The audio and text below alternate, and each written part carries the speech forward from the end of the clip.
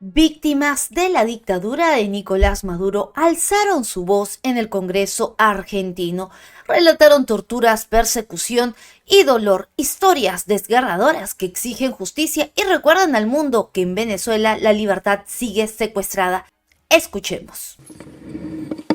Muchas gracias, Elisa. Vamos ahora sí a darle la palabra a los protagonistas, a quienes venimos hoy a escuchar. Tuve la posibilidad de conversar con María Alexandra en enero, si no me confundo, de este año, poco tiempo después del secuestro de Nahuel Gallo. Buenas tardes. Bueno, reciban ante todo un cordial saludo y muchas gracias por este espacio.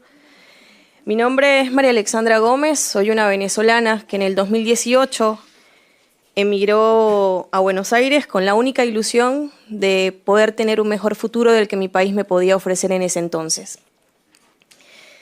Un 29 de septiembre del 2021, después de una larga pandemia, por fin pude tener una primera cita con él, con Nahuel Agustín. Él enseguida se presentó como cabo de la Gendarmería Nacional. Siempre estuvo muy orgulloso de lo que hacía. Yo describo a Nahuel como mi cable a tierra, siempre tan centrado y tan divertido a la vez, con una mentalidad de siempre echar hacia adelante. Desde ese 29 de septiembre hemos sumado varios años más. Y durante esos años llegó Víctor, un 21 de enero del 2023, que nos agarró desprevenidos a todos, pero bueno, fue el tiempo de Dios y de Víctor. Hemos construido un hogar muy lindo, con mucho esfuerzo, y nuestra relación se ha fortalecido bastante. A principios del 2024 yo decido materializar muchos sueños porque extrañaba a mi país. Es ahí donde yo le hago la propuesta a Nahuel para poder ir a Venezuela, para recargarme de mi familia, de las playas y de lo que tanto había extrañado por largos 6 años. Empezamos a organizar ese viaje con mucho esfuerzo y muchas personas me decían, ¿por qué ir a Venezuela? Pero en realidad el desarraigo nunca lo saqué o nunca quise sacarlo. Nunca lo cerré. Entre mi pasaporte vencido, sacar el pasaporte de Víctor, un salvoconducto para poder entrar a mi propio país, planificamos ese viaje. El 13 de mayo del 2024 salimos de nuestra casa en Luján de Cuyo, en Mendoza. Nahuel tomó la vía hacia Chile, porque los pasajes en Chile eran más económicos. Ese fue el último abrazo que yo me di con Nahuel. Víctor y yo tomamos un avión con escala en Panamá y llegamos al aeropuerto José Antonio Anzoátegui en Barcelona, Venezuela. Durante esos 3 primeros meses, Víctor y yo nos recargamos de mucha energía, mi familia, pero ya pronto teníamos que regresarnos. Teníamos pasajes para regresar el 8 de agosto, porque Nahuel iba a disfrutar 15 días de vacaciones de invierno en Venezuela. Venezuela sí era diferente, la escasez desapareció. El venezolano que se quedó le echó muchas ganas, pero era el mismo gobierno. Mi madre durante todo ese tiempo disfrutó de nuestra presencia en su casa. Durante tanto tiempo era su casa y estuvo vacía. Y la vida de Víctor la llenó nuevamente de salud. Mis conversaciones con Nahuel se referían de cómo podía regresar yo de nuevo a la Argentina, porque no teníamos dinero. Hubo un quiebre diplomático entre varios países, Panamá fue uno de esos, y es ahí donde perdimos los pasajes y Nahuel perdió sus vacaciones de invierno. Hicimos todo lo correcto para que Nahuel cruzara ese 8 de diciembre del 2024. Permisos de viaje, autorizaciones, carta de invitación, visado y notariada, seguro de viajes, absolutamente todo lo legal y correcto. Nahuel cruzó el 8 de diciembre del 2024 a las 7 de la mañana, hora Venezuela. Y en la sede de migración de San Antonio del Táchira, la policía bolivariana detuvo a Nahuel porque tenía que quedarse para una entrevista. Yo en ese momento viajaba desde Puerto La Cruz, mi ciudad de residencia, hasta el aeropuerto de Maiquetía para esperarlo e irnos juntos donde estaba mi familia y estaba su bebé Víctor. Nahuel en compañía de Carlos, quien era el taxista, del aeropuerto, que le iba a hacer el traslado hasta el aeropuerto de Cúcuta hasta San Antonio del Táchira, vieron y esperaron que las horas pasaban. Nahuel tenía que tomar un vuelo a las 11 de la mañana y nunca pudo abordar ese avión. 10:57 de la mañana Nahuel me llama para decirme que estaba siendo llevado a una segunda entrevista y desde ese momento yo no he vuelto a escuchar la voz de Nahuel. Hablemos de la violación de los derechos humanos desde el primer momento, de la falta del debido proceso y la ilegalidad del procedimiento en que fue sometido Nahuel Agustín. He escuchado de todo, mentiras que me han dolido y me siguen doliendo, opinando al libre albedrío sin tener una pizca de cuidado y de información. El gobierno de Venezuela en curso emitió comunicados donde indicaban que Nahuel había sido imputado para ser procesado por delitos de conspiración y terrorismo. Pero a mí me llama fuertemente la atención que durante 5 largos meses yo busqué a Nahuel en todas las cárceles y todos los organismos venezolanos y no hayamos tenido ninguna información. No hayamos encontrado ni una orden de aprehensión, causas penales abiertas, registro en tribunales, expediente del caso de Nahuel no existe. Nahuel nada más existe para esa justicia dentro de su propia injusticia. Es necesario mencionar que desde el primer momento de su arbitraria detención hice todas las diligencias pertinentes, a través de familiares y amistades para conocer su estatus, incluyendo contratación de abogados en la ciudad de San Cristóbal, es la capital del estado Táchira. Cabe destacar que Nahuel Agustín desde el pasado 2 de enero del 2025 cuenta con medidas cautelares otorgadas por la CIDH. También el caso está elevado entre el grupo de las desapariciones forzadas de la ONU, quienes todos estos meses han hecho reiteradas llamadas de atención a Venezuela, todas las cuales han sido ignoradas. También un registro en el grupo de detenciones arbitrarias de la ONU y solo hemos recibido silencio. No solo del gobierno venezolano, sino también de toda la comunidad internacional. Desde el mes de febrero hasta el mes de mayo, Víctor, mi mamá y yo iniciamos un viacrucis en toda la ciudad de Caracas. Fuimos al Ministerio Público y en 4 ocasiones hablé directamente con el fiscal general Tarek William Saad. Defensoría del Pueblo, tribunales penales con competencia en terrorismo, Tribunal Supremo de Justicia, donde dejamos en las propias manos de la misma magistrada Carislia Rodríguez documentación de la violación de los derechos humanos y desaparición forzada de Nahuel Agustín. Y la respuesta fue que ella no tenía competencia en ese poder judicial. Después fui y vine al Rodeo 1, donde ahí el fiscal general Tarek William Saad me dijo que estaba Nahuel. Le sugerí a los mismos custodios que me ayudaran a localizar a Nahuel y nadie me ayudó.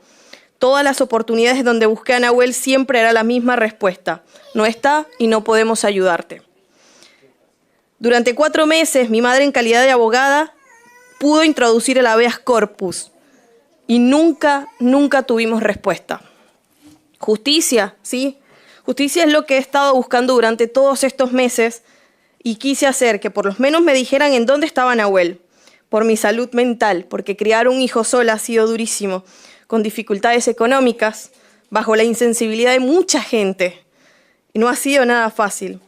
Ahora desde acá, desde la Argentina, denuncio nuevamente la desaparición forzada de Nahuel Agustín Gallo, el aislamiento y la tortura psicológica por la cual he sido, el silencio y la complicidad de muchas personas en torno a la política acá en Argentina, que ni siquiera repudien el acto de tan inhumano tratándose de un hijo de acá de Argentina. Entiendo que es un conflicto político, pero la realidad es que hay una persona inocente desaparecida y una familia que no aguanta más. 8 meses, exactamente 254 días, han separado a Nahuel de Víctor. Les aseguro que desde lo más profundo de mi corazón he hecho todo lo humanamente posible para poder dar con Nahuel, pero no he podido. Ustedes son una puerta de esperanza a esta terrible lucha, hasta que Nahuel sea libre. Acá está, mamá.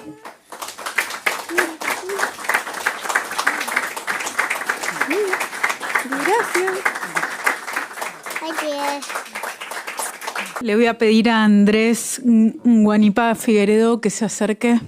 Recién el imam mencionaba a Pedro Guanipa y a Juan Pablo Guanipa, que son 2 de las víctimas más visibles que hoy tiene el régimen. Por eso te agradecemos, Andrés, estar aquí dando testimonio, contándonos sobre tu papá, sobre tu tío, lo que hoy están viviendo. Gracias. Gracias. Bueno, buenas tardes a todos. Muchas gracias por el tiempo, por el espacio. Muy buenas tardes. Mi nombre es Andrés Guanipa y estoy aquí como hijo y sobrino de 2 víctimas de detención arbitraria en Venezuela, como son mi padre, Pedro Guanipa, y mi tío Juan Pablo Guanipa. Mi padre, antes de su detención, se desempeñaba como vicepresidente de Organización de Primera Justicia en el estado Zulia y como director de despacho de la alcaldía de Maracaibo. El 26 de septiembre de 2024, en la frontera con Colombia, en la oficina del SAIME en Paraguachón, esperaba sellar su pasaporte para poder viajar a la boda de mi hermano Juan José. Él nunca pudo cruzar. Fue detenido con la excusa de una revisión de documentos y trasladado esposado por el SEBIN hacia Maracaibo. Eso es lo que nos cuentan testigos que estaban en el lugar. Durante los primeros días, nuestra familia no tuvo una información clara de dónde estaba, cuál era su paradero. Se nos negó contacto directo y solo de manera informal supimos que estaba recluido en una oficina en ese momento del SAIME en Maracaibo. Luego, el 7 de octubre, 12 días después de que lo detuvieran, nos enteramos que había sido trasladado a Caracas al helicoide. Allí nos informaron que su expediente es restringido, lo cual limita enormemente el acceso a la información sobre su caso. Desde entonces, las condiciones han sido cada vez más duras. Hoy van más de 300 días de aislamiento absoluto, sin poder recibir visitas, sin poder recibir llamadas, sin algún contacto directo con mi familia que sigue en Venezuela, que es quien atiende todas las necesidades que pueda tener mi padre.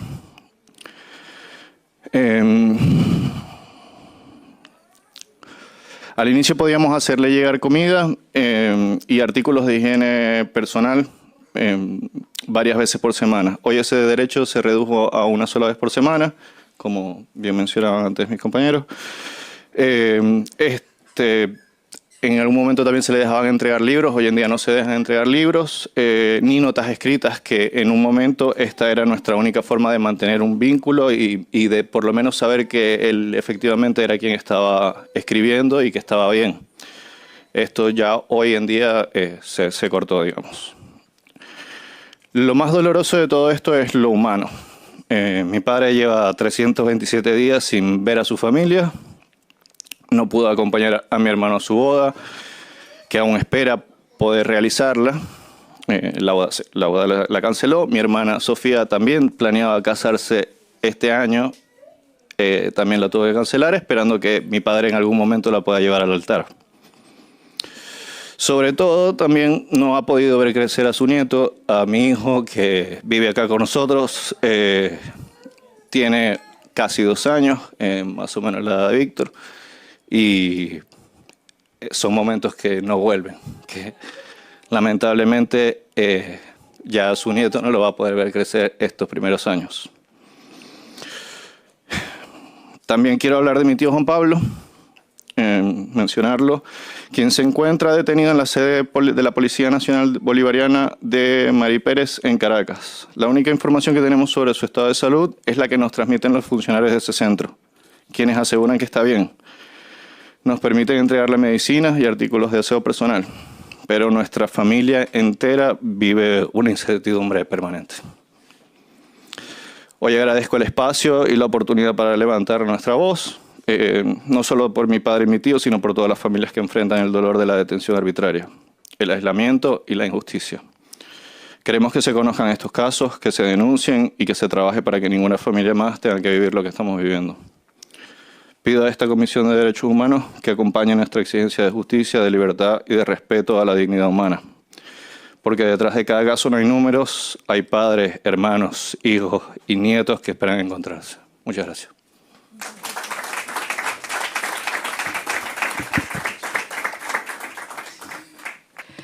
Nélida es una reconocida defensora de los Derechos Humanos que el 26 de agosto del 2024 fue detenida ilegalmente y que su paradero permaneció desconocido durante 3 días. Sabemos que fue llevada primero a la sede regional del SEBIN en Los Teques y después a El Helicoide, el mayor campo de detención ilegal y tortura que ha existido jamás en América Latina.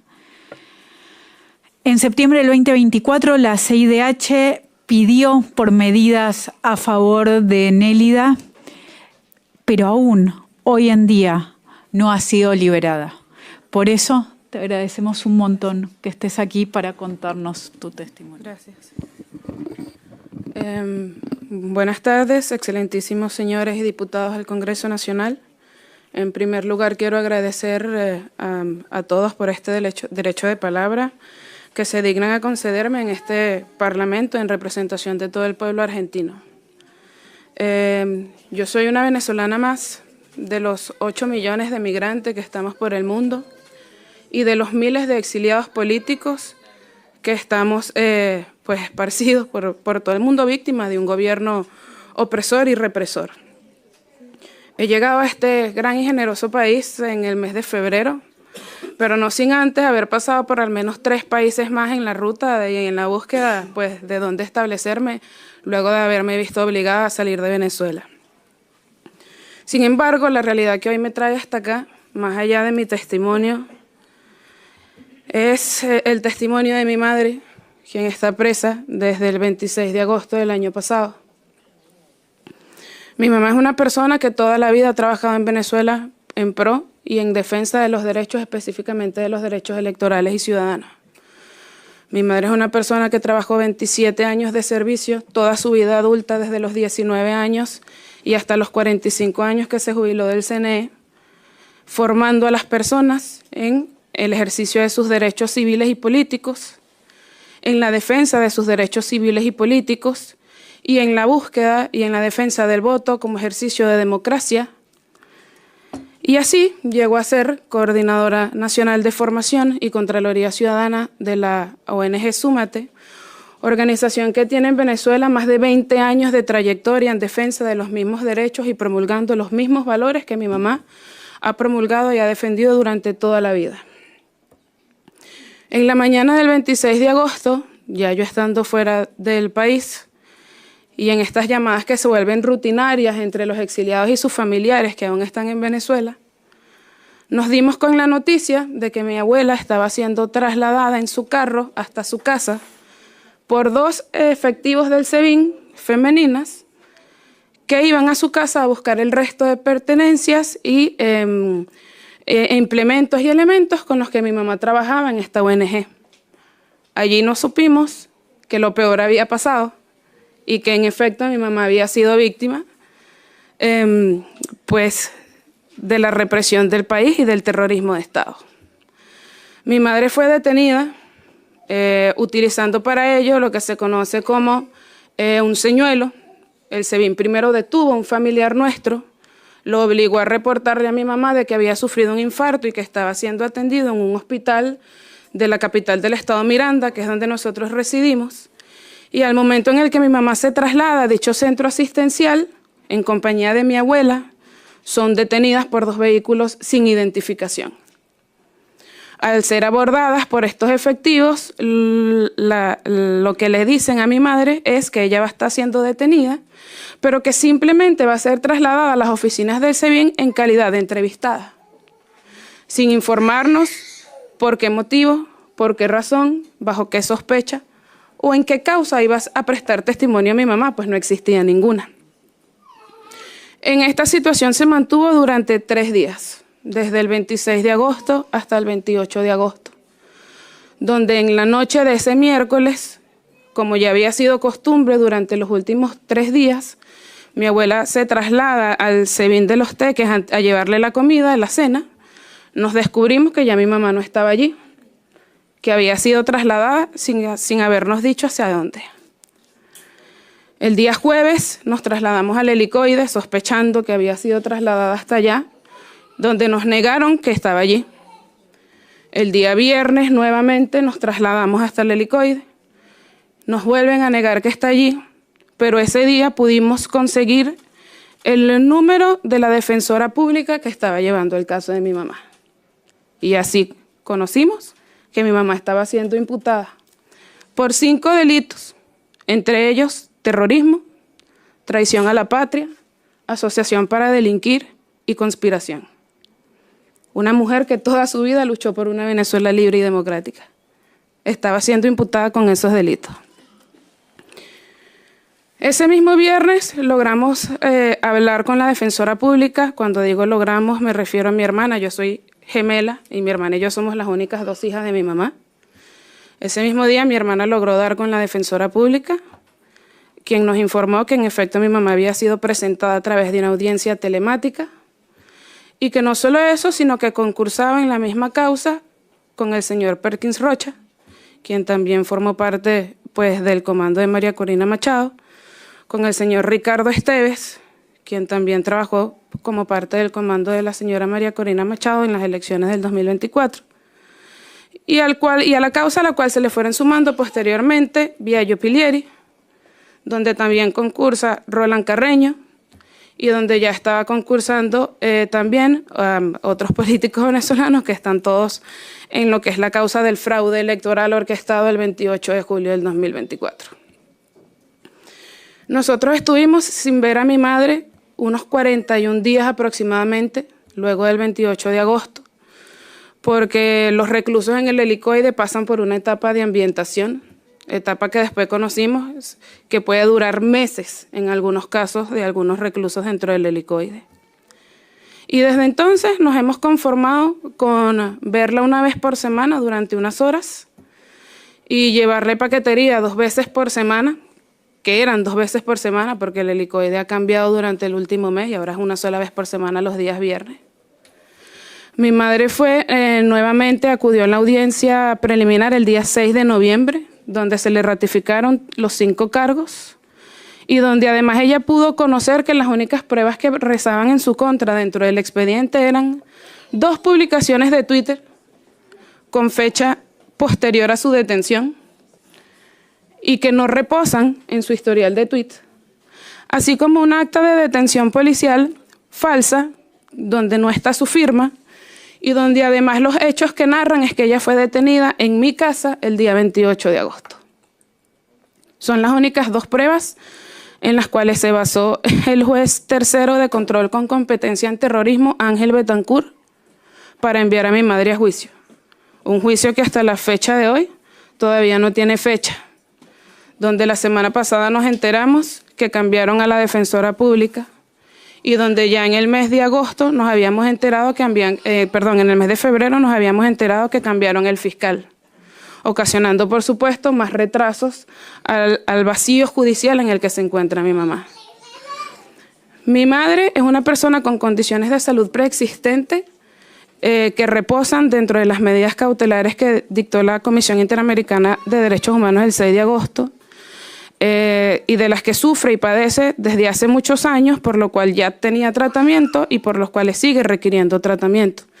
Mi madre sufre de hipertensión, de fibromialgia, de asma, y lo que más nos preocupa es insuficiencia venosa crónica periférica. Mi mamá es una persona que ya fue operada hace 8 años y le extrajeron sus venas safenas, y es la situación que ahorita, además de la parte psiquiátrica, que ya está siendo tratada por una psiquiatra dentro del Helicoide, pues nos perturba un poco más. Estamos a la espera de que sea trasladada al servicio médico para evaluar una inflamación que tiene en una de sus extremidades, en su pie izquierdo, para ser más específico.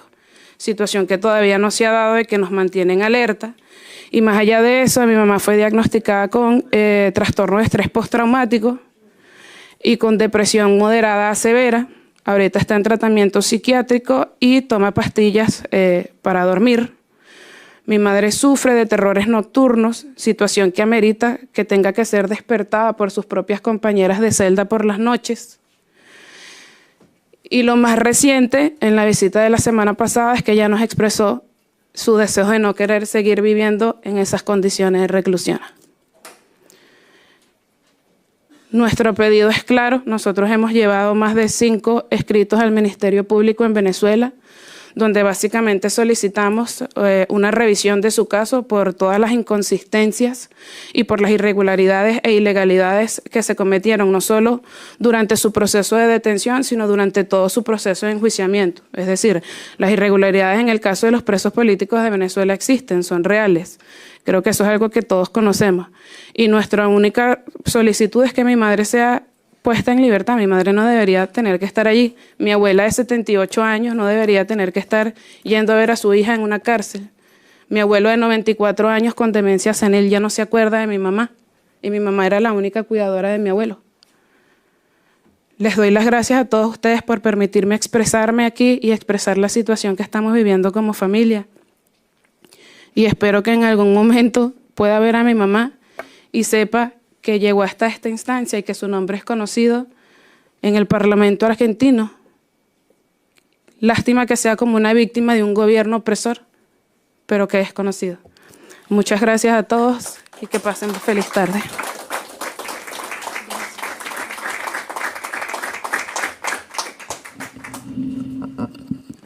Vamos a escuchar ahora a Elimar Díaz García. Elimar fue diputada de la Asamblea Nacional por el Estado de Zulia, actualmente es vicepresidenta política y coordinadora política nacional del partido Primero Justicia y es perseguida política del régimen de Maduro. Sufrió un intento de allanamiento en su propia casa el 2 de octubre del 2024 y desde el diciembre del 2024 posee orden de captura por parte del régimen venezolano. Gracias por estar acá. Gracias a ustedes. Muy buenas tardes. Quiero comenzar agradeciendo a todos ustedes, diputados, a toda la Cámara, por brindar este espacio, por abrir este espacio a las voces de quienes hemos sido víctimas de persecución en Venezuela. Mi nombre es Elimar Díaz, soy diputada de la legítima Asamblea Nacional Venezolana, electa en el 2015 por el Estado Zulia y dirigente nacional del partido Primero Justicia y, por supuesto, dirigente también en mi estado. Estoy hoy aquí no solo como exiliada política, sino como representante de millones de venezolanos que no pueden hablar porque están presos, silenciados o porque el miedo los obliga a callar. Lo que ocurre en Venezuela no es una disputa partidista, no es tampoco una polarización propia de los regímenes autocráticos para deslegitimar a una oposición, no. Es definitivamente una sistemática violación de derechos humanos que se intensificó después del 28 de julio del 2024, cuando más de 7 millones de venezolanos elegimos como presidente a Edmundo González Urrutia. Pero simplemente el dictador Nicolás Maduro, apoyado por un aparato represivo, desconoce la voluntad popular y pretende perpetuarse mediante fraudes, cárceles y violencia en el poder. Hoy, mientras yo hablo ante ustedes, más de 1000 presos políticos permanecen en cárceles y en centros de tortura en Venezuela.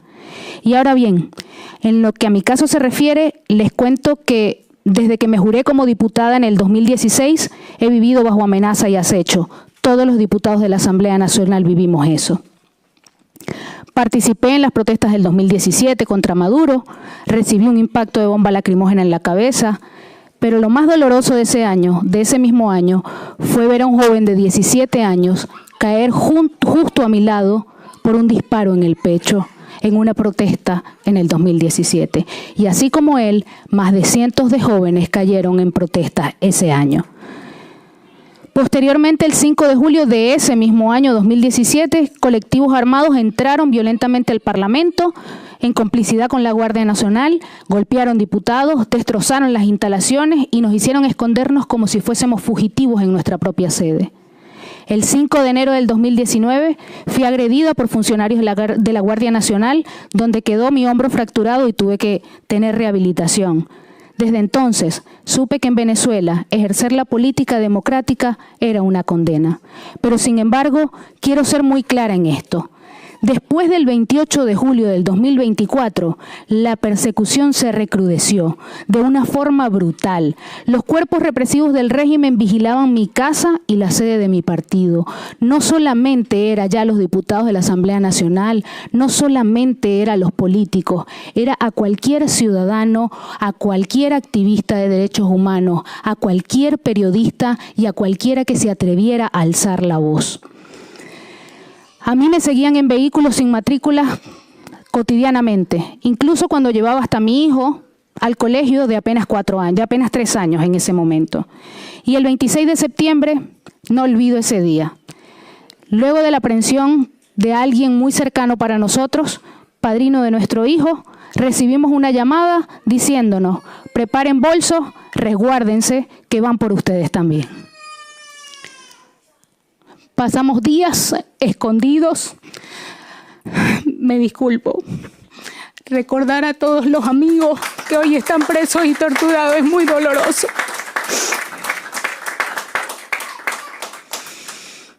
Pasamos días escondidos, separados de nuestra familia, intentando proteger a nuestro hijo del terror que ya nos estaba rodeando. Hasta que finalmente logramos huir de Venezuela. Por trochas le decimos nosotros, caminos verdes, por selva, por piedra de río, caminando un ratico en moto, otro rato en camioneta, pero fue una situación muy terrible. Y como madre, proteger a un hijo de eso no se lo deseo a nadie.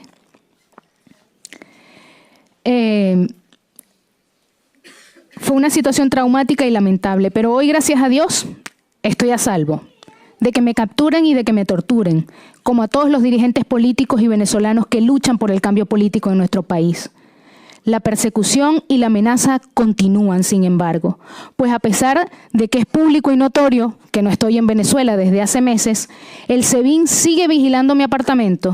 Diosdado Cabello me amenaza en su programa de televisión y continúa mi familia viviendo el asedio. Nombrar a los opresores es la primera forma de vencer el miedo. Por esa razón hay que dar nombres claros, porque el silencio protege a los verdugos. Nicolás Maduro es el responsable político de esta persecución sistemática. Sin embargo, no lo hace solo. Diosdado Cabello ha ordenado personalmente detenciones y represalias. El SEBIN, funcionarios de DGCIN, los colectivos armados, muchos de ellos venezolanos, muchos de ellos no, son los ejecutores del plan de terror que constituye un régimen de que viola y que constituye un crimen de lesa humanidad. Hoy yo estoy aquí para dar mi testimonio. No estoy aquí solamente para dar mi testimonio, sino para también hablar de Pedro Guanipa, hermano del diputado Juan Pablo Guanipa, ambos presos políticos de la dictadura, de Rafael Ramírez, exalcalde de Maracaibo, de Freddy Superlano, de Rafael Tudares, yerno de Edmundo González, de Jesús Armas. Ellos están tras las rejas como símbolo de una persecución sistemática que busca quebrar la voluntad de la dirigencia democrática.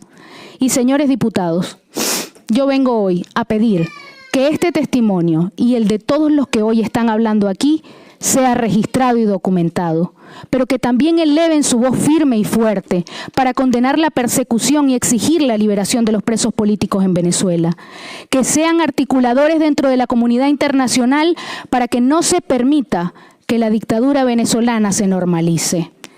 Mi presencia aquí y nuestra presencia aquí tiene un propósito claro, reflejado en las palabras de un gran libertador. Así como para nosotros lo fue Bolívar, para la Argentina lo fue José de San Martín, quien afirmó que cuando la patria está en peligro, todo está permitido, excepto no defenderla. Por eso les pedimos que usen su voz recordando otra vez a San Martín y diciendo que hace más ruido un hombre gritando que 100.000 que están callados. El 28 de julio del 2024 Venezuela eligió libertad y esa voz no podrá ser silenciada. Que el mundo lo sepa. Hoy estamos fuera, pero seguimos luchando y lo haremos hasta que nuestro país sea libre y democrático. Muchas gracias.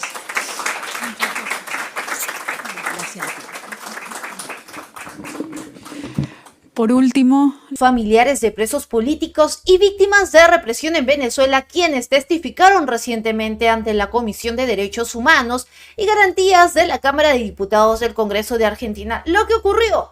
En esta sesión, familiares como María Alexandra Gómez, pareja del gendarme argentino Nahuel Gallo, desaparecido en Venezuela desde hace más de 250 días, compartieron desgarradoras experiencias sobre tortura, aislamiento y desaparición forzada. También habló Danely Gabriel Hernández, hija de la defensora de derechos humanos Nelida Sánchez, donde denunció que su madre fue detenida por engaño y lleva casi un año en prisión bajo cargos fabricados. Andrés Guanipa hijo de Pedro Guanipa y sobrino de Juan Pablo Guanipa, se refirió a las detenciones, cómo afectan emocionalmente a la familia, y destacó que su padre lleva más de 300 días sin ver a sus familiares, sin ver a sus nietos.